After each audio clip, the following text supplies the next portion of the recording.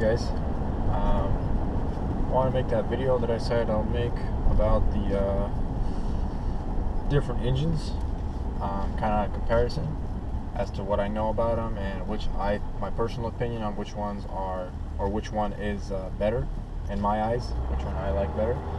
I just kind of want to go through a list. I got a little list of what each engine is and the pros and cons of it.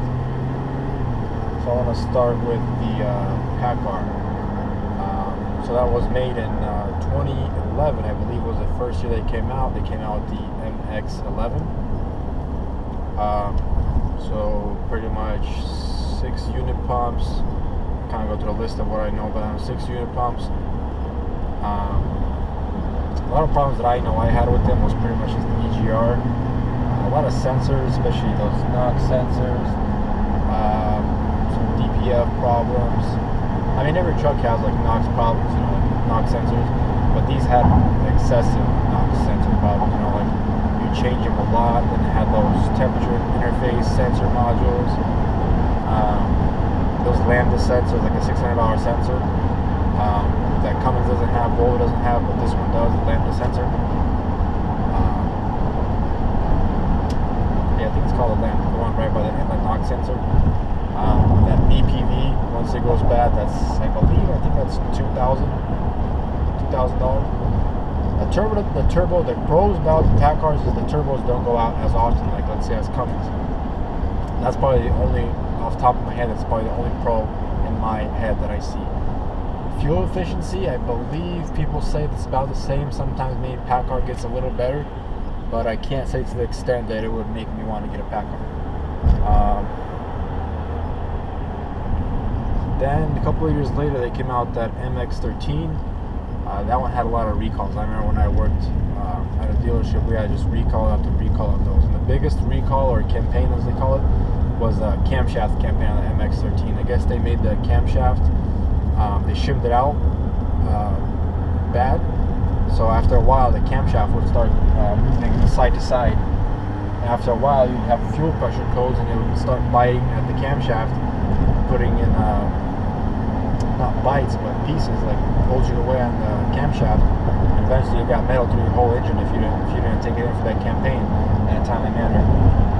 So yeah, they at the campaign they took out your whole engine, shimmed the camshaft to keep it from moving side to side, and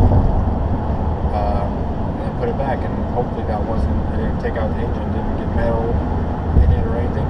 But that was kind of in my eyes, I saw it as a really big defect. As for the factory, you know, like that's a big recall. I mean, I know cars and trucks have recall. That's kind of a major one. So they are good the first couple 100,000 miles. And a lot of my customers are telling me like, "Oh man, you're saying that the Packers aren't good." I'm like, they run good. Like this is how they run good up until you get out of warranty. That's when the problems start. You know, I don't know. It's kind of like they got a timer on them. You know, as soon as it gets out of warranty, that sucker starts breaking. You know, it's running. Like I'll be honest, it runs the first couple 100,000 miles, or let's say 100,000, 200,000. It runs better than the Cummins. But after that, I think Cummins takes over in the long run, because Paccar it's not made to last, or like. And I'm saying this is my personal opinion, my personal experience. I mean, maybe someone has a way different and better experience with Paccar than me, but I'm just going off of my opinion and my experience. So, I mean, everybody's opinions are different. Another thing is, another con is only dealer can work on it. Program is, like I said, it's $5,000, and you can only get it through Peterbilt. I bought it. I don't know how much I paid for it, but it was up there. But I kind of made it worthwhile for me, because I had a lot of people asking about it and asking if I could work on them. And since I had a little background of working on them, a little experience, because they are really hard to diagnose. In my experience, like when I worked at a dealer, you'd have like 100 inactive codes. Like, no joke, 100 inactive codes, and you got to siphon through all of them and figure out which one was actually that caused the check engine light to come on. You know, figure out which one that caused the malfunction. So that was kind of time consuming, and labor costs are a little bit higher because the diagnosing part takes longer than, let's say, a Cummins. Another thing about the Paccars is the power. I believe the highest it goes up to is 485, I believe, or 500. 500 would be the top. That'd be tops. That's max power. I mean, 500 horsepower is enough, but if you have a choice of 500 or 600, or 600 Cummins or a 500 Paccar, obviously you're choosing 600 because you got a little more power, a little more torque. So that's another. It's not a big con, but it's 500 horsepower is enough. But obviously, you take the bigger and more power. Another big thing for the Paccars is they have this. It's not a campaign, but it's kind of like an EGR tune-up, but it's EGR kind of cleanup.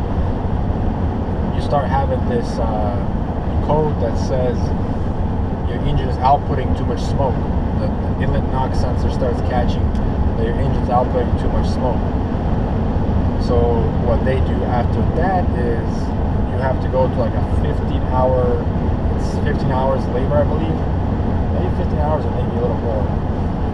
So they do this solution, this chemical solution. They put caps on both ends of the EGR cooler and they flush it. They flush it once. It's really toxic. It's not degreaser. It's kind of like a chemical solution that we bought. Flush it through the EGR cooler. I think that was like 3 hours alone. Flush it through the EGR cooler once. Second time, third time, then you flush it with water. Then you flush it with air. And you clean all sensors, like you take off the boost sensor. Most of the time you replace that. Then the EGR differential pressure sensor, you blow that out. The speed sensor, I believe, for some reason they took that off. The intake sensor, a bunch of the engine sensors, took them off, either replaced them or cleaned them. And then we did the DPF, then the tune-up, the DPF clean, and then the overhead adjustments kind of, you do that on every engine, but it just kind of gets you all at once they want to do that whole 15 to 18 hour labor thing. That's, I don't know, about 22, let's say $2,500 just in labor, You got the chemical solution, you got all the gaskets, so you're walking out of there with about a $4,500 bill for just the EGR tune-up, And the EGR cooler is not leaking. That's just to clean it pretty much. And there's no going around now. I mean, it got better on the MX-13s, the new engine, but on the MX-11s, the first ones, there was no way around it. Once it starts getting dirty, once it starts outputting too much smoke, it's just gonna keep going with that check engine light. So that's pretty much all I got on the Paccar side. I mean, don't get me wrong, it's a good engine, it runs, but in my personal opinion, and my experience, for myself, to be honest, I wouldn't buy it, just because I'm more oriented around around Cummins, and I'll go down to the next engine that I want to talk about. I'll just go to the next one. The next one I'll talk about is the Volvo engine. It doesn't matter, Volvo D13, D16, they have the same problems and they run the same. One con off the top of my head is the famous injector sleeves. How it starts is pretty much you'll have compression pushing out the coolant through the other side of the tank. You'll have just coolant rushing out of there. The injector sleeves come loose, so it'll start sending compression up, and that's when you start having those problems. And the only way to fix that is you gotta take off all the overhead, replace the injector sleeves. That's another, I don't know how much dealership charges for that. I think that's around $1,500 labor, maybe even a little more. Sometimes I know my dad had in his truck the head crack, but that's on every engine. It can be on a Cummins, yeah, it happens. Valve cracks. So he replaced the head at about 700,000 miles. But it's been almost like I want to say 1 million miles. At least 1 million miles, and he hasn't overhauled the engine. Just replaced that head, and ever since then it's been running good, knock on wood. So has that. When the EGR cooler starts leaking, again, happens on all trucks. Not a big con, but just naming out a few problems that I know they have. The dozer stuff, a little air reservoir thing, very common problem on those. The NOx sensors, also a problem. But the biggest problem I want to say probably have to be the injector sleeve. That's the most common that I see on a lot of Volvos, a lot of trucks. There's no going around it, you know. People have told me that if you tighten the head, retighten the head, you know, like at 200,000 miles, you do your overhead adjustment time, it kind of stretches it out, but to be honest, it doesn't work. Tried that, doesn't really help. Another thing is they are hard to diagnose. I mean, I don't work on them too much. Like I said, my dad has a couple of Volvos, but he bought two, and he just doesn't buy them anymore just because they're so hard to diagnose. And me and him kind of just better around Cummins. Back to what I was saying, they're very hard to diagnose. Like, what's a good example? He's had a check engine light on for about, I want to say 4 months. I did a diagnose on it. He's changed a sensor, one sensor, then another guy did a diagnosing on it. He changed another sensor, same problem. Then took it to Volvo. Volvo said replace the EGR valve. Replace the EGR valve, $1,500 part. I mean, sometimes you gotta do that. It didn't fix the problem. And pretty much it's EGR mass flow. So all the sensors, everything's been replaced. EGR valve, everything that can cause really EGR flow has been replaced, and still same problem. So about, I mean, let's say $3,500 later, you know, even Volvo, I mean, I get a dealership's mess up. When I worked at a dealership, they always kind of just wrote it off, you know, oh yeah, that was a problem, but it just didn't fix this problem. I've heard all that. I've heard all the BS that there is to be heard. But yeah, even they didn't figure it out. And there's nothing you can really do about it. You're not gonna be like, hey, give me my money back or something like that. But my point is that they're hard to diagnose, and that even Volvo can't even get around to actually fixing the problem. Now, don't get me wrong, I know sometimes you have to take a guess, but I mean, when you say that this has been replaced, and you're kind of left with one or two things that can actually be causing the problem, you know, and it still isn't fixed. So that's another con on my end. One pro that I have to say is, I know my dad's truck ran 500,000 miles, and he didn't once take off the DPF filter. Took 500,000 miles, to be honest. He had no problems, and I was kind of telling him once, "Do you ever take off your DPF filter?" He said, "No." I was like, "Well, just take it off, you know, just in case. Just take it off and clean it." So at 500,000 miles, he didn't have one check engine light. Didn't take off the DPF filter once. I know on Cummins, 150, 200,000 miles maybe tops, and you're having the DPF pressure, you know, all those codes come up. But on this, I was really surprised. 500,000 miles, not once it wasn't taken off. So that was impressive for me. That's a really big pro for the Volvos. I don't know how their setup is good or how it lets it run that long, but that surprised me, and I mean, that was very impressive. And then back to another con is I believe Volvos are also 500 horsepower tops. I believe that's about all they have. I think there's 435, 450, 485, and maybe a 500. Maybe not even a 500, but I'm just gonna go ahead and say that 500 is the tops the most you can go. And again, don't get me wrong, Volvo is a good engine. I know a lot of people have them. You know, a lot of people have Detroits. You know, I mean, I don't even work on Detroits, but you know, to each their own. It's kind of the experience you have with each engine. A lot of people have Detroits. Every engine has a problem, has its own problem. You know, like Packars have the, I don't know, let's say the camshaft campaign. Volvos have the injector sleeve. Cummins has, well, let's say turbos. Then Detroits have, I don't know what Detroits have because I don't work on them. But I mean, every engine has its pros and cons. It just depends which one you like most or least to kind of cross it off your list. So it's kind of like, it comes down to a personal preference. And I'm just kind of going through a list of what my pros and cons are on each engine and what my personal preference would be. So then we'll finish off with Cummins. The Cummins is more expensive. I mean, I think the off the lot compared to a Paccar, I believe it's $8,000 more, and that's why a lot of people go for the Paccar, because they're saying, oh, $8,000,